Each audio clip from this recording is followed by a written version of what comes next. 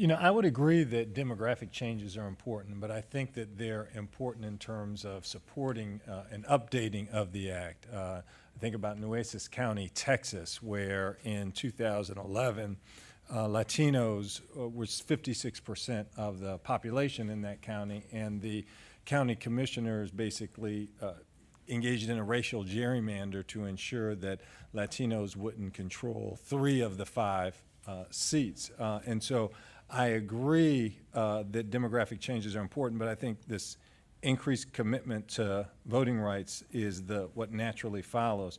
Generally, I think it's a mistake to look to the past and be confined to the past, but I think preclearance is a really novel and important tool that we should learn from as opposed to vilifying it. And I think it's important to think about what we lost. We lost a tool that was comprehensive as opposed to the case-by-case piece. It was comprehensive. All changes were reviewed.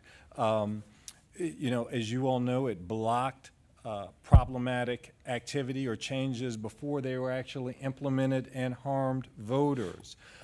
It was a lot less expensive, at least to submission, than litigation. There was a certain amount of disclosure to the government of information, and some deterrence flowed from that. Politicians all knew that their changes would be reviewed and presumably acted accordingly. Many did. And then it also dealt with some of these hurdles to voting. We think about jingles and litigation and the redistricting context, as Dan has talked about, but pre-clearance, I know that most of the objections were redistricting as opposed to hurdles, but it dealt with hurdles. So some initial thoughts I have in terms of how we might go forward would be updating pre-clearance, so it's based on recent objections as well as possible new violations, expanding bail-in, so it's not just intent but also effect. Litigation, updating litigation, so streamlining the preliminary injunction. John mentioned the fact of how difficult it is to get a preliminary injunction to prevent unfair rules before they harm voters. Putting more of a burden on states and localities in litigation to show that their changes are fair in terms of burden of proof production. Litigation is expensive, and often jurisdictions are in the best position to establish, to provide information as opposed to fishing expeditions, extensive discovery, hiring of experts, et cetera. A lot of voters, especially on the local level, can't afford that. And then also updating litigation so that we have a more effective vote denial tool, as Dan has talked about, as opposed to being so focused in the litigation context on redistricting.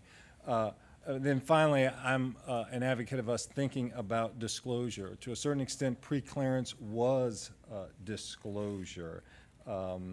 Everything was disclosed in covered areas to federal officials. And I'm talking about disclosing the effects of a voting change on racial and language minorities. So not just general disclosure of impact on turnout, but effects on racial and language minorities. I think disclosure is comprehensive in a way that litigation is not. It can deter some bad acts in terms of sunlight deterring bad acts. It allows groups and government to see trends, to concentrate litigation resources and other resources. We've got disclosure in other areas like securities, antitrust, environmental impact statements, criminal justice impact statements are in law in Connecticut, Iowa, Oregon. Just passed it.